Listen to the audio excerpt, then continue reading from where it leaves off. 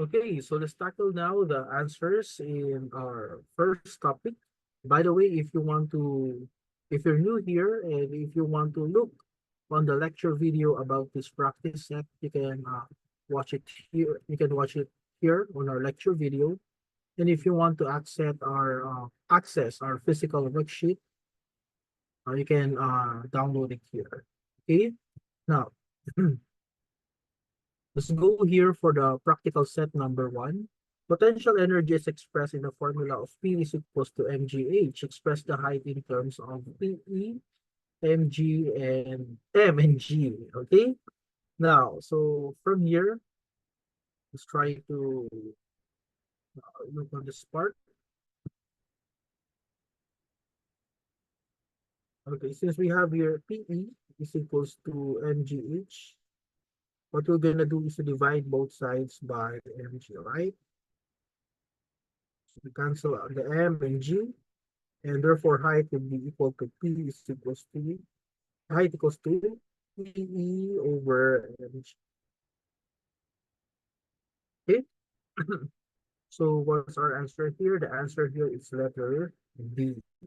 Okay, next. You can pause the video first and try to answer the question. In UARM, or the Uniform Accelerating Rectilinear Motion, acceleration can be also expressed as A equals to VF squared minus VI squared over 2D. Derive the equation for the final velocity. Now, so from here, we have A is equals to VF squared minus VI squared over 2D. And remember, we multiply both sides by 2D, and that would become 2AB equals to VF squared minus VI squared. And we now solve for the VF, right? And so we transpose to AB, but this time the VI squared will gonna be changed in sign, so that would be plus VI squared. Again, I just want to remind that there's no such word as transpose, but rather we just use this for um, shorter explanation. Okay, and so this can be written as a VF squared, and that would be 2AB plus VI squared. And so VF now, that would be equal to square root. We need to get the square root of both sides, and that would be 2AB plus VI squared. And so for number two, our answer is letter C. Next, how about number three? The formula for resistance in a two-part resistor is expressed in 1 over RT equals to a 1 over R1 plus 1 over R2. Which of these is the correct equation for R2? Now, from here, we need to look for the R2, right? And so that is 1 over R sub T, and that is 1 equals to 1 over R sub 1. Let me just correct this. This one is R sub 1 plus 1 over R sub. So you need to multiply both sides by RT, R1. Again, this is only applicable to equations but not to expressions. Okay? And so as long as you can see that there is equals, and then we can do the multiplying on both sides. And then again, these can be expressed as R1, R2. Remember that the RT will be cancelled. And so this one will become RT times the RT plus R1 multiplied to R. Okay? Now, if we're going to look here on the side, the RT can be cancelled, right? And so the RT here and the RT can be cancelled. So we are only left with R1 and R2. And now we're looking for the R2.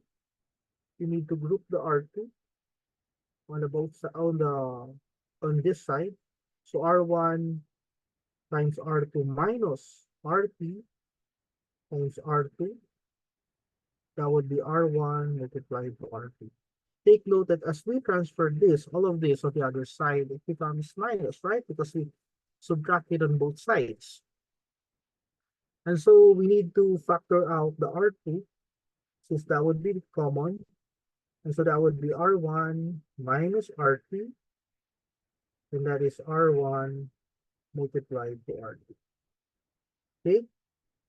And then that would become R2 is equals to R1 multiplied to R2 over R1 minus R2. Okay? And so it's the best answer here. The best answer here is letter A. Now, how about number 4? The range of a projectile is expressed in this formula. R is equals to VO square sine 2 theta over G. And so we need to get the value of the theta, right? And so we have the RG is equals to V sub 0 or sub O square, and then sine 2 theta. We multiply both sides by G. And now we need to isolate the sine 2 theta, and that would be RG, and then VO square, and then sine 2 theta. Okay? Since the sine 2 theta all over the sign here, so we need to get the inverse of both sides. But we're going to write it with sine raised to negative 1, and then RG, and then VO square. And then we have the 2 theta. And since we're now looking for the theta only, we need to divide that by 2. And sine negative 1, and then RG, then VO square equals to 2 theta. Divide, of course, by 2. Both sides, and theta now, that would be the arc sine, and then RG, and then VO square, and then all over 2. And so this can be further expressed in 1/2, right? So this can be further expressed as letter D, which is the 1/2 sine, arc sine of RG over VO square. Okay? And the last item here, which is number 5, in a free fall, the displacement can be represented by this. And so we're going to have Vy is equals to VIT plus GT square over 2. Now take note that the VI is 0. So anything that we multiply here to 0, this will be like 0 times time, right? This will be cancelled. So dy is equals to GT square over 2. And so what we're going to need now is to multiply both sides by 2. And so we have 2 dy and then GT square. And then we have to divide both sides by G. And we are left now with T square and then 2 dy over G, right? We need to divide those. And so that would be equal to 2. That would be 2 dy over G. And then since there's a square, we need to get the square root out of it, right? We need to get the square root out of it so that we could cancel. And so our final answer now would be T is equals to square root of 2 times the dy over G. Okay?